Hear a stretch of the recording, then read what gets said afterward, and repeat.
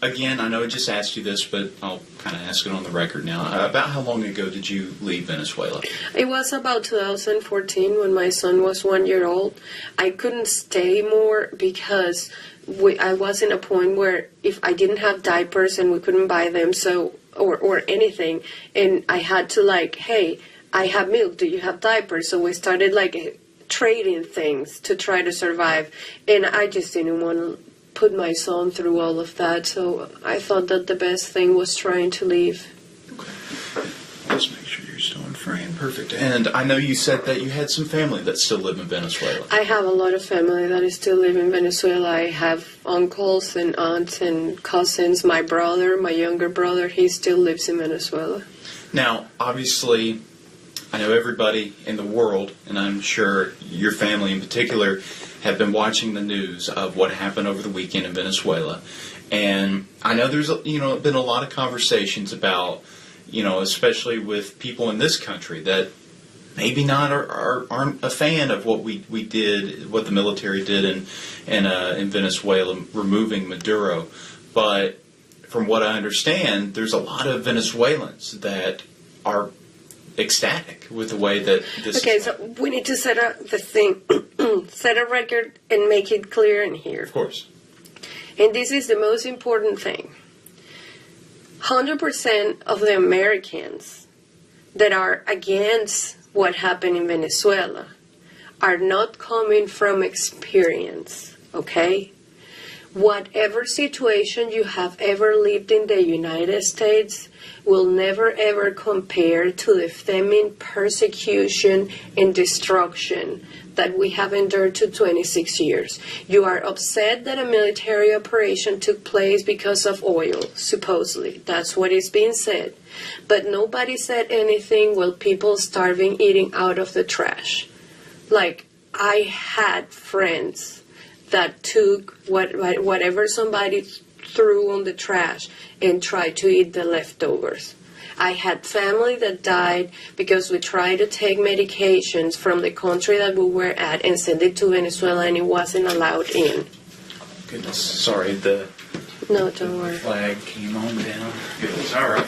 Yeah, so we were talking about, how Americans have seen this, and we see it as salvation. Honestly, that's the way we see it. We see it as the opportunity to hug our family again. Because I'm sorry, we fought way too hard. And we were either killed, run over by their tanks, taken to prison and disappeared. People that I studied with, they just disappeared. They just took them away. They vanished them.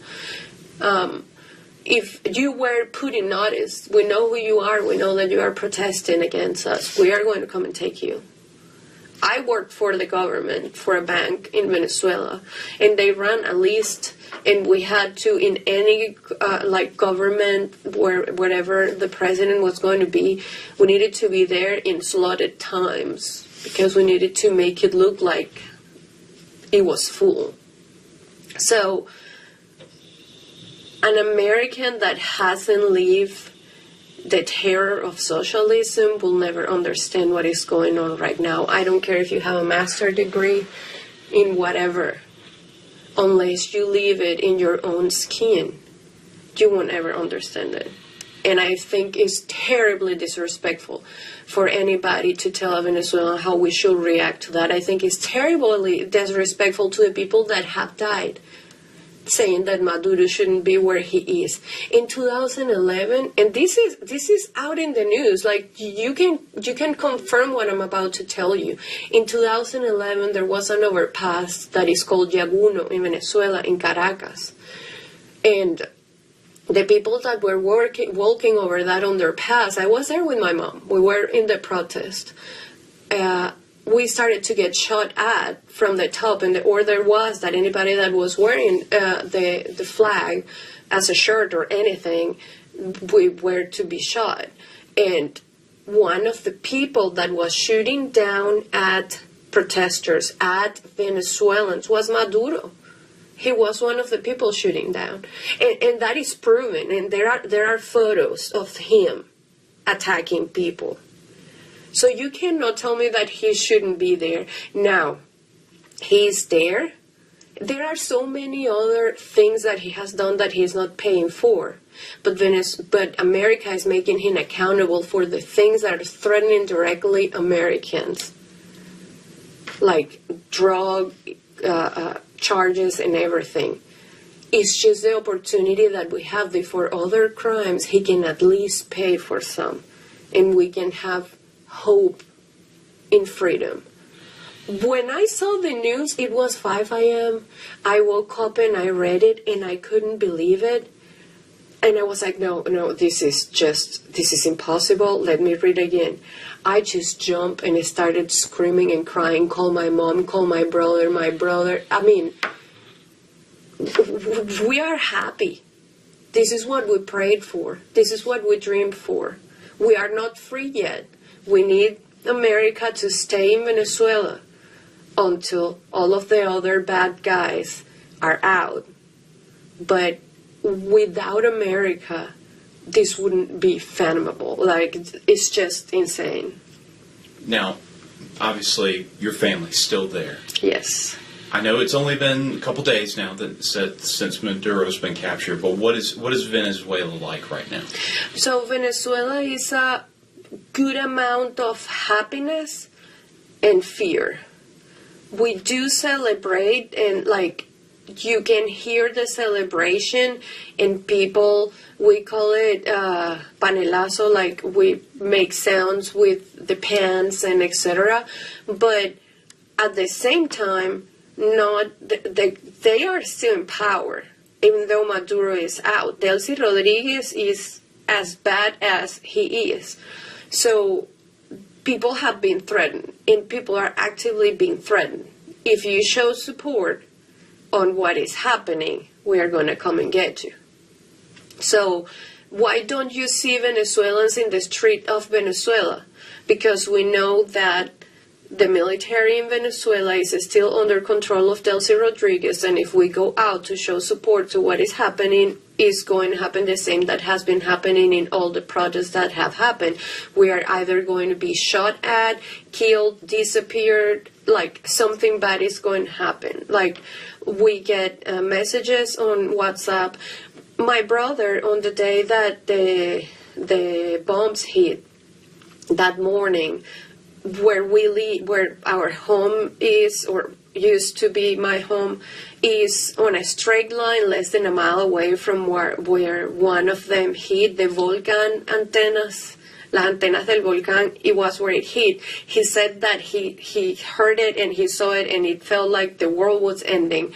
But the fear is so great of what the government is capable of that when we were talking on the family chat, because he needed to go somewhere else to charge his phone because they lost power and all of that, and when he was coming back, we were advising him, delete all the conversations with us, turn the Wi-Fi, turn the WhatsApp off, your Instagram, don't share anything. If they stop you on the way back, make sure that you don't have any of these conversations with you, because that's the first thing they do. They ask you for your phone and they check on your WhatsApp and they see what you have been talking about, and in that, then something may or may not happen with you.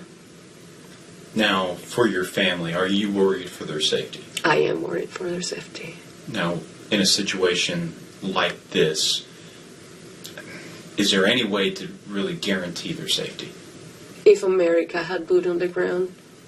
And, yeah. Oh, sorry, go ahead. Because, so, this is the deal. I think that America is being smart about the way they are doing things. But to us, although it's great, we are like, just don't hold back. Just send it all.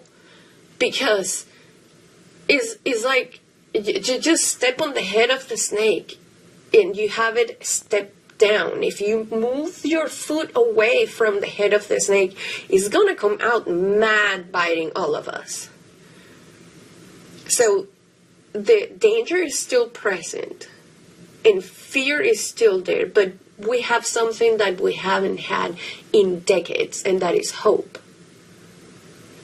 Because our hope is that they are not going to come and remove him and then go away like, oh no, yeah, it's fine, we just take him because of what he did. No, our hope is like, if you go away, they will still traffic drugs. They will still do all the things they are doing.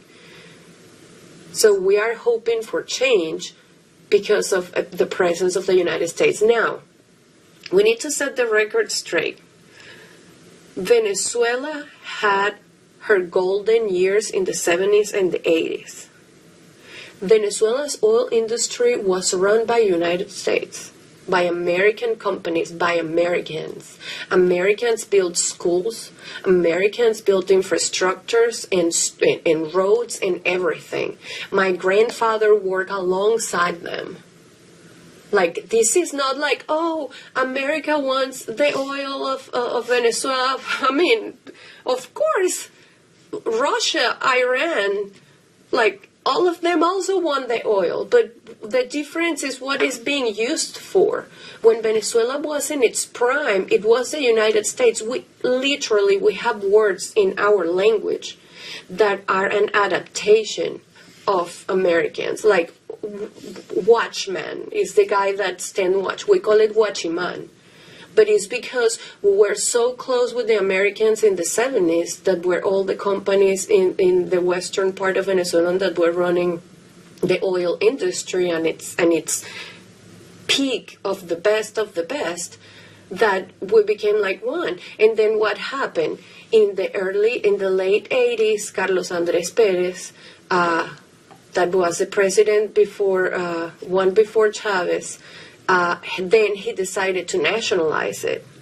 And that's when some of the companies started to leave the country.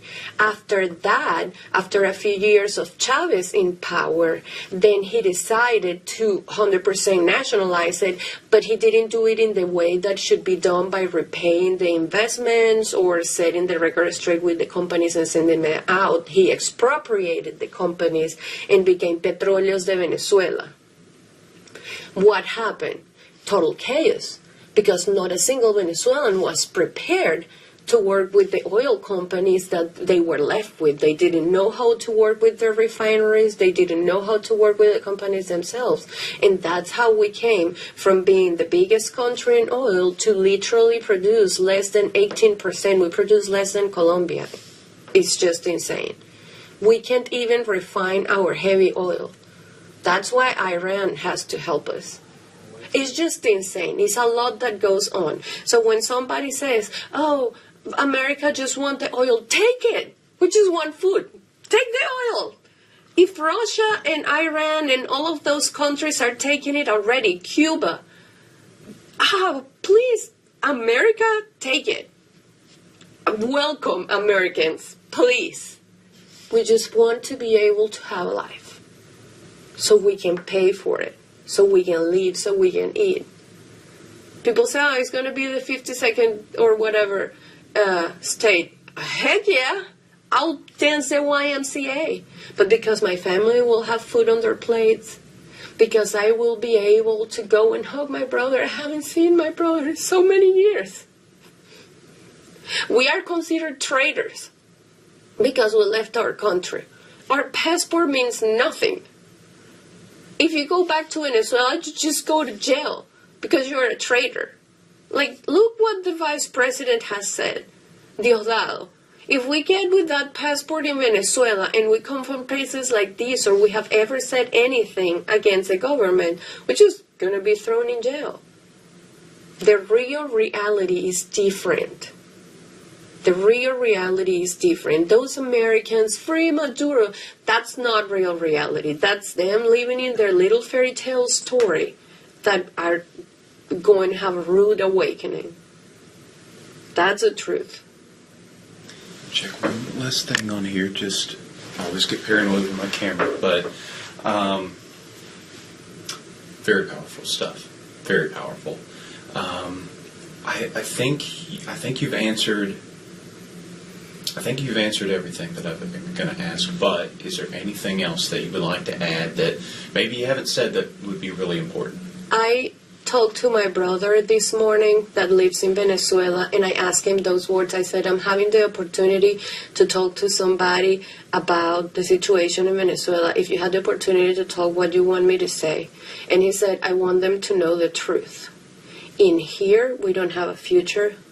When we work, we don't work for a home. We don't work for a car. We don't work for future plans. I would love to have children, and I can't. Not because I physically can't, but because we cannot afford it. We work for survival, and sometimes that doesn't even happen. So the real reality is, as long as America continues on help, there may be a future. I may be able to go and see my brother again. Hey, it's so strong. I have constant nightmares that I am ripped away from my husband and I'm sent back at Venezuela, and I'm terrified of what they are going to do with me. And those are nightmares because I love my country, but how can I live in it? How can I survive in it? There is not even the chance for survival. I had to leave my country. I had to cross the border with a 1-year-old to Brazil. I had to hide my son in a car because the military police wanted to take us. Because we were trying to leave the country, they wanted to force us to stay. I left my country with just the clothes I was wearing and a little bit of diapers and milk that I had left. Don't you dare telling me that this is not a reason for celebration. When I first come into the United States, I cried and had to turn around to my husband and ask him to please help me to open the shower because I didn't even know how to open the shower. When I walked into Walmart and I saw so many options to eat, I couldn't believe myself. Our reality is different. We want to live. And you guys have everything in this country. More than you could ever imagine. And I just wish that you could love it a little bit more. And respect it a little bit more. Because if I had to give my life for America, I would. Because my family, I can have dreams and hopes and plans of a future, dreaming of a home, of a car, and all these silly things. Because of the United States. And whatever they do, they can destroy our body, they can destroy our history, they can destroy everything that they have done. They destroyed the Bolivar, they took 5 zeros from our, they can destroy anything, but what is in here? What is in here, the things that we live through, that we survive through, they will never take it away from us. And there will be a day that as a family I'm going to go and hug them all again. And we're going to say that we make it. And that's because real men in uniform went and took that man away. And that is the truth. I'm so sorry. No, it's okay.